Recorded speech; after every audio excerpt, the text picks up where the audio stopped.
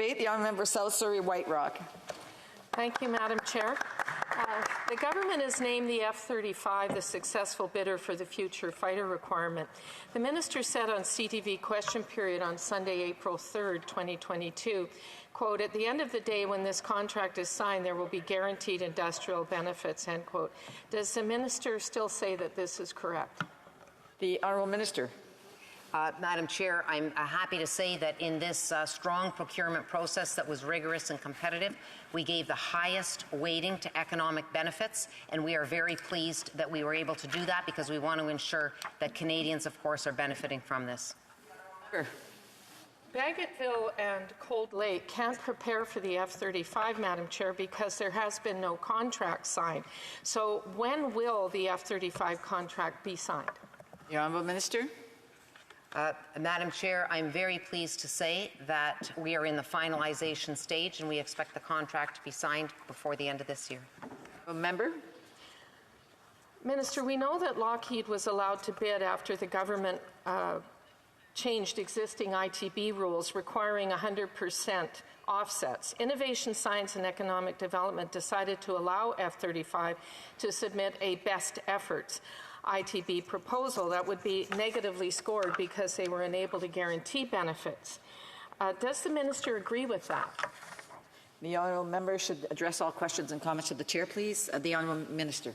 Madam Chair, what I agree with is the heavy weighting that was given to economic benefits. I think that this is very important, and there are procedures in the process that are set up in order to ensure that those economic benefits are honoured. Member. Madam Chair, the minister knows that as a member of the consortium, Canada gets the F-35 at the same price as the United States in the year of purchase. Can she confirm that that's correct? The honourable minister. Madam Chair, what I would say is that we are in the negotiation phase. We're very pleased that the process, it was competitive, and we know that we're going to get the best price based on a competitive process. Madam Chair, as I just stated, that's already set as part of the consortium agreement. Does the minister actually suggest that somehow Canada is going to be able to have a different process than the others in the consortium when it comes to price? Minister?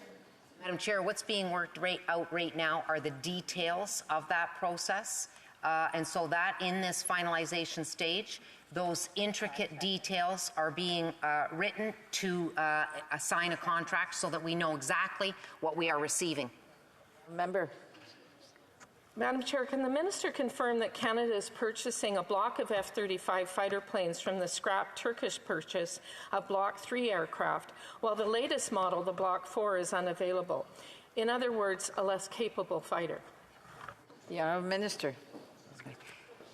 Madam Chair, one of the advantages with this process is we are getting the latest and greatest plane. And so we are delighted that in this procurement, we will be, in this investment we are making, getting the latest and greatest F-35.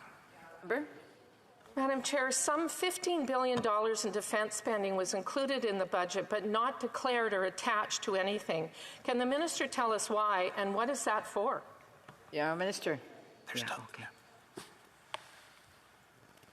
Madam Chair, this is a question for Defence. They're looking at what their needs are, and we look forward to them asking us as procurement to fulfill those needs. Member? That is a non-answer, Madam Chair. The government's future surface combatant program has grown in cost from $60 billion to an estimated $100 billion. Has the government given any thought to an off-the-shelf foreign purchase? Minister.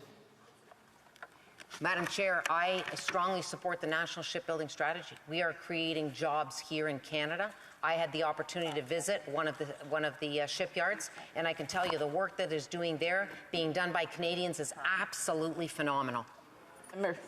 Does the minister know those ship designs have gone from 5,000 tons to 10,000 tons?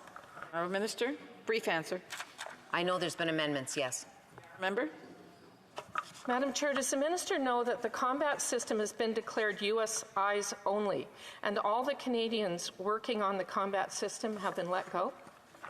Brief answer. Madam Chair, what I can say is I'm pleased to. I saw workers in action, and the national shipbuilding strategy is putting Canadians. Chair, does the minister know that all maintenance on the combat systems will be done in the United States? The Honourable Minister.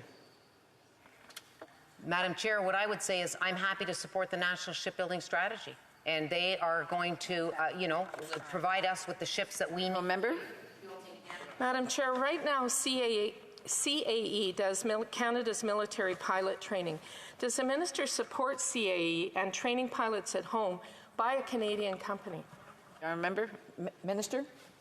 Madam Chair, I'm not sure where the member's going with this, but of course we support Canadian companies across the board. Member? Madam Chair, does the minister know that the Future Aircrew Training Program has been waited for either an Italian or British company to win and train pilots outside Canada?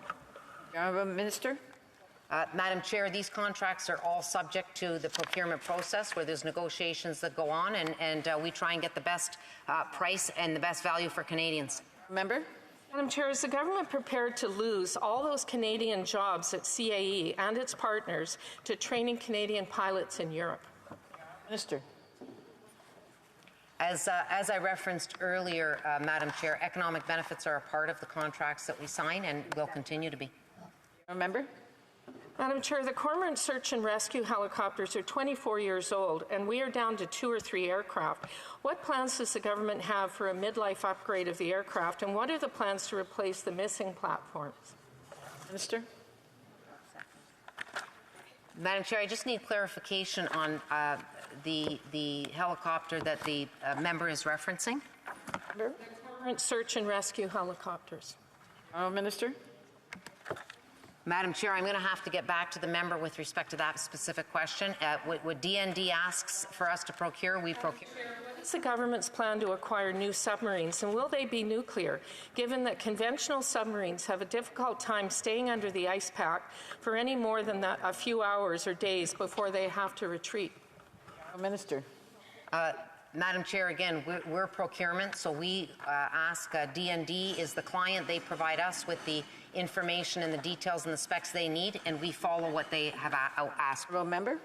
Madam Chair, to date, this government has not been able to procure a new sidearm for the Canadian Army. Our special forces have new sidearms. Why could the Canadian Army just not join that purchase or follow up on that buy? Why do they have to wait? The Honourable Minister? Again, Madam Chair, it's, the Department of Defence asks us to procure. We procure.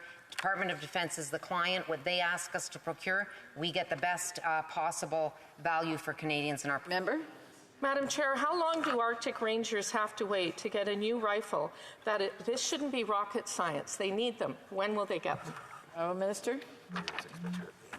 Okay. Madam Chair, I think that the member's referring to the C-21 sniper rifles. The competitive process resulted in a $2.6 million contract to deliver 229 new C-21 sniper rifles. Deliveries expected at the end of 2022.